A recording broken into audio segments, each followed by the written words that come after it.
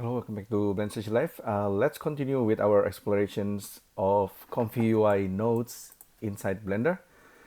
So, yeah, I have this setup already created. This is gonna involve some grease pencil doodles, as you can see here. And from the grease pencil, it's gonna be translated into some kind of AI generated art. So I will show you the result quickly. So these are some of the creations. So it's really depending on the prompt that you write down, positive and negative prompt, and then also depending on the models, you're gonna end up with whatever you want to create, whatever you really want to generate. The nice thing about this method, of course, I really like this because it's involving ControlNet Scribble, so it's really depending on your Scribble as well, and then the AI generated results will be diffused into your scribbles. So originally, if you are using ComfyUI, the nodes probably looking a little bit like this. So if you have idea like you want to have like a gentleman fox wearing hat with messy hair, sky clouds background, standing on a grass field with blue eyes, you set up the models first for realism, for example, and then you just set up the nodes like this, and then you can recreate it. So this is the result. This is your scribbles. So you need some kind of scribbles, and then apply this as ControlNet. The ControlNet is going to be the control scribble. This is the positive and negative text. Goes into K-sampler. The image size 512 by 512. Always, I can go higher, but I think 512 by 512 is enough. You can always upscale to 1024 and add more details. So we get a result, okay? So that's the whole process basically, and I just recreated inside ComfyUI Blender nodes, and you can see it's very, very similar. Load the checkpoint, get the model that you want. You can, this list will grow, and usually the model is like 2 to 4 to 6 gigabyte, so it's quite a lot. And then this is the text encoding. In this case, I have this like a mecha mushroom parasite totem robo monster. I like this kind of prompt, and we apply the ControlNet using Scribble ControlNet, and then we apply this, use this as conditioning for the positive prompt, and then we have the negative prompt, and then the latent image is our input image. Of course, it's coming from the 3D view, so it's gonna grab from 3D view and then it's gonna generate something out of it. Okay, and I can run this from here. So this is the, if I execute this, it's gonna get screen grab from there. The funny thing, of course, this is grease pencil, right? I can rotate it, I can scale it, and I can send another one. It's gonna pending append the job and then execute. So my doodle is actually symmetrical, and I randomize this as well using modifier. So it's the result could be quite interesting.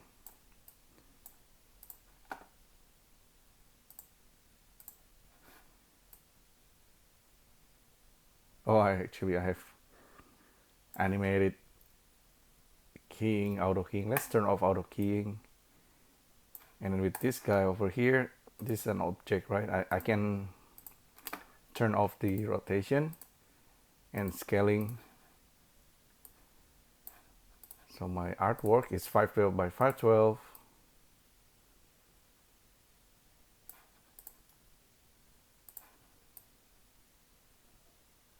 I don't know why it's zooming. Oh yeah, the camera. I think the camera need to be, the keyframe of the camera needs to be turned off.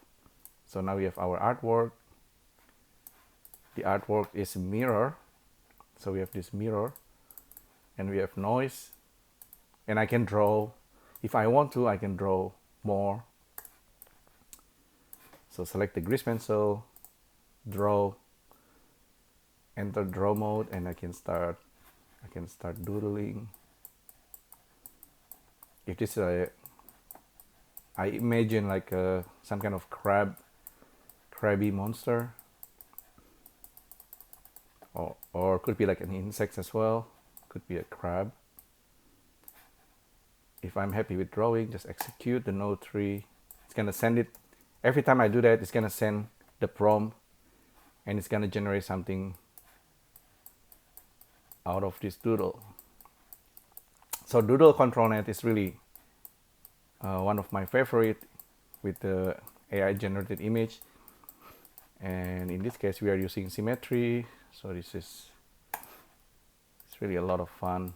Just to, okay, I can close my eyes like this and I just scribble it. And I just go outside the frame, that's okay.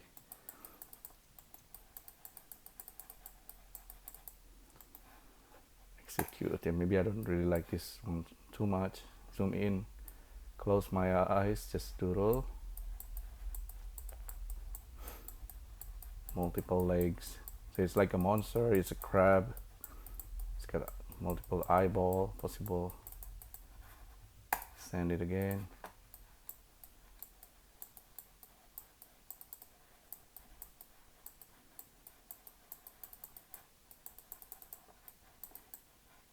Send it again. Okay, we don't have the result yet. We won't see the result here. This is like a ComfyUI server running, but we're gonna get result from here. So this is the one we just created. You might see the strokes and the shapes that we created just now. You know, it's a mushroom plants robot mecha. We can always scramble this prompt. Okay, fungi, Blenderian tentacles. We can say octopus. Okay, colorful.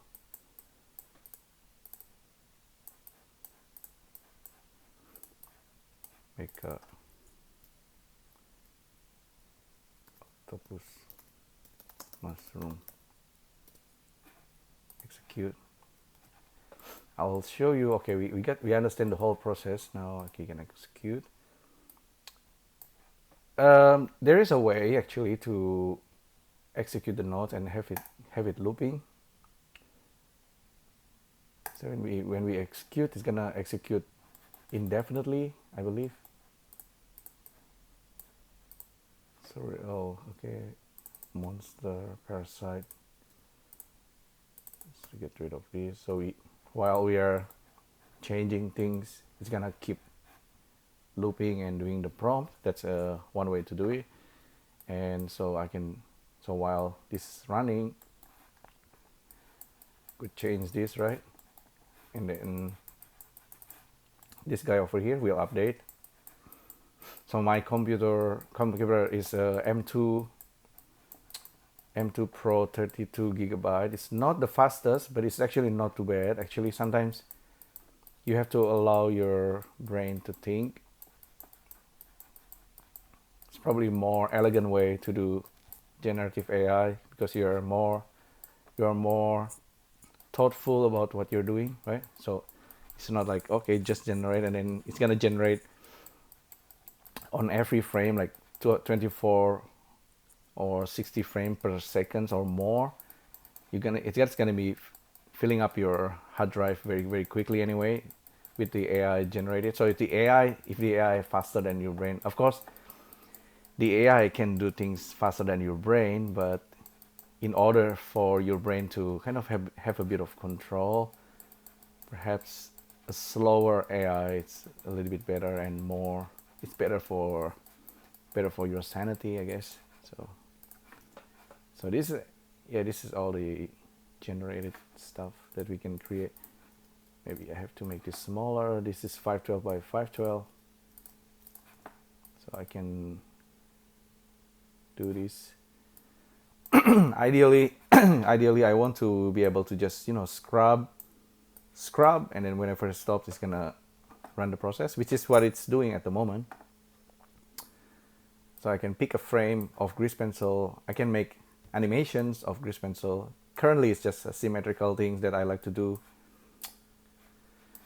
You could, however, as you might notice, I have Sverchok here, Sverchok running execute node mode. This one is quite dynamic and quite hyperactive.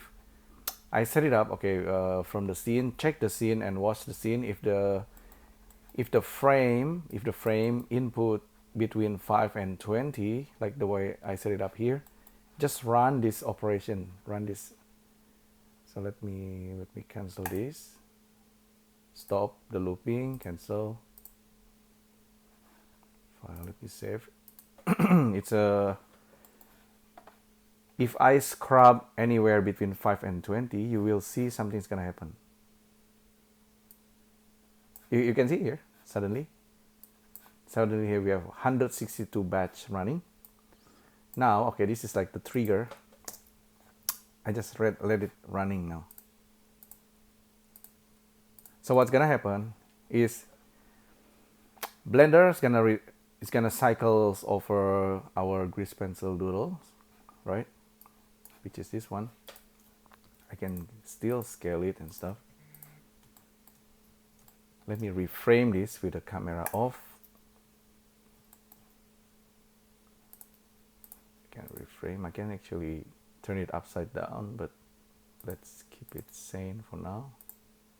Like that. Okay, our doodle, random doodle.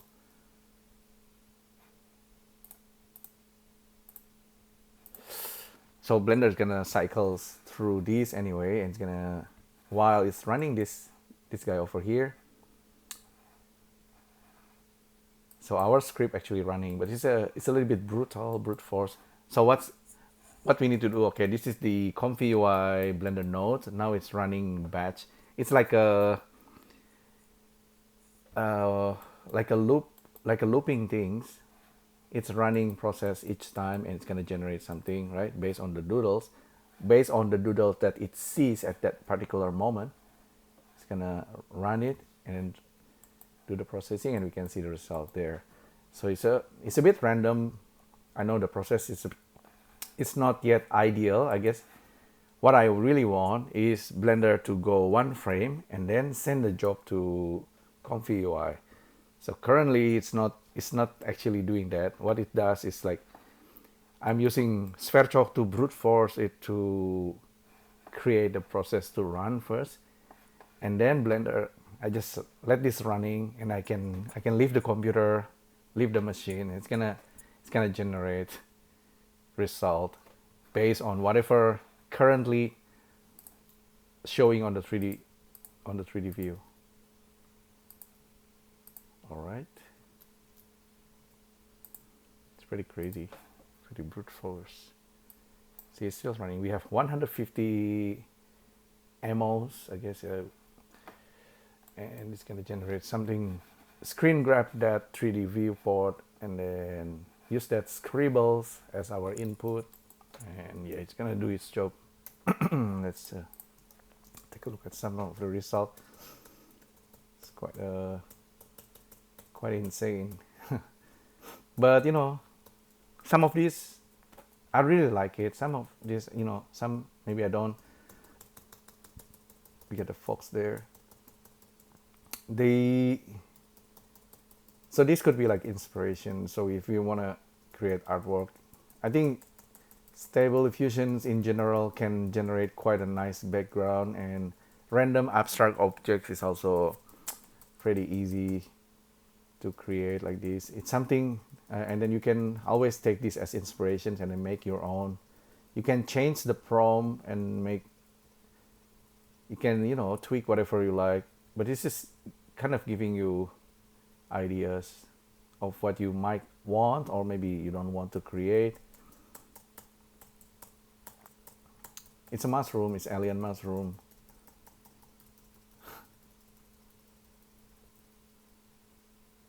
And depending on the model, so at any time, the nice thing about this setup, however, we can change whatever setup here at any time. So it might crash, I don't know. But let's see if I switch this to realistic vision. So I'm changing the model, and the next time it's running and sending the job to ComfyUI server, it's gonna be using this model, and we're gonna get the different result. Oh, this is actually, it's a little bit rotating. I wonder why. Oh, turn off that thing. Okay, it's transforming and rotating. Let's clear the keyframe there.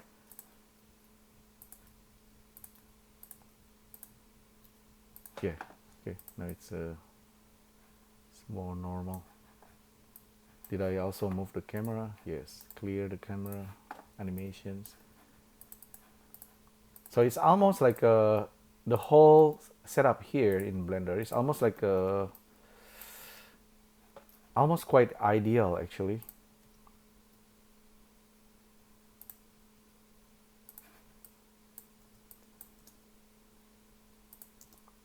So Blender like a kind of like a surfer here is going through grease pencil keyframes. We can rotate this upside down.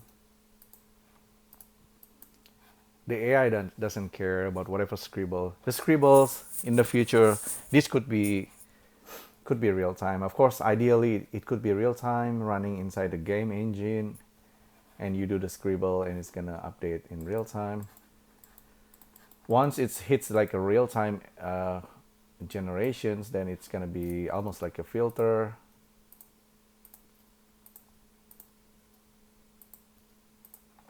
But at the slower, you know, at a slower pace like this, we can actually think and sit down and then have a thought about this. Okay, this scribble gonna give us that generated AI image, and we can kind of look at it and then thinking, okay, I know what I want now. I know what my character is gonna be. So maybe you like this kind of detail. Actually, I did specify tentacles, right? Tentacles, mushroom. It's kind of like organic looking. They're definitely, I think they're quite original in itself. In this case, it's my original piece. It's my doodles, right? The AI just translating it into objects like this. It could be something inside, some kind of architecture inside. You know, it could be like a candle holder, this type of design. If it could materializing into real physical objects, it's gonna look amazing, I guess. And then if you even paint it, yeah, I quite like a flowery design.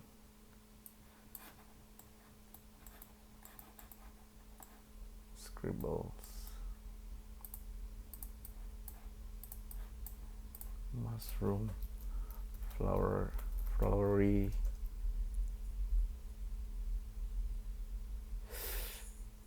We can say liquidy, but wabi-sabi,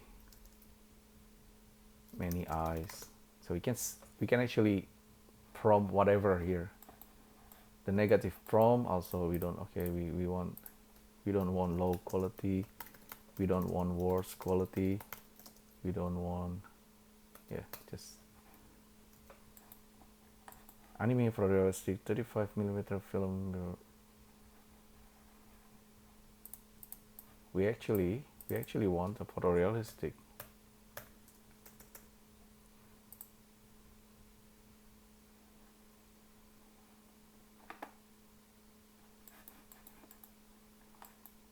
The result's gonna be different. Now we have like some kind of eyeballs being generated. They could be slightly more realistic, but I like this totem. Imagine just having them as a 3D objects, sculpture. So I think being an artist today, to be able to make a physical object is really gonna be the more valuable than just scribbling it digitally or just doodling. I think, but Scribble, doing Scribble is very powerful in itself, I believe so. So don't get discouraged, but learn a bit of, art of sculpting, analog sculpting. It's gonna be best.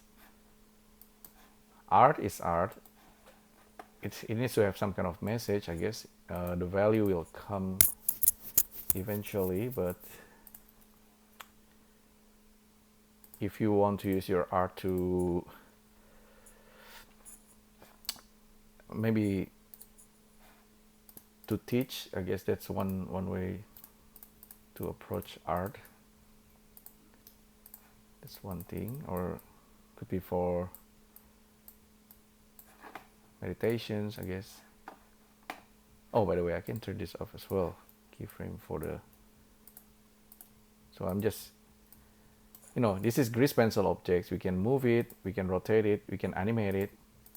The AI will give result. The AI is not very consistent unless you train it. So the consistency is not particularly important at the moment because it's just random abstract things that you're generating. So we have 152 left. If I scrub here, see, I get more ammo. Here's 265 more. So I just let this running until Blender will not crash. This is actually quite stable, surprisingly stable. So just let this run, continue running. If I want to display many things at once, do it like this. So it's quite an insane process, but all right, Fox. Okay, hopefully you find this useful. Thanks again for tuning in, and I'll see you next time. Thank you. Bye.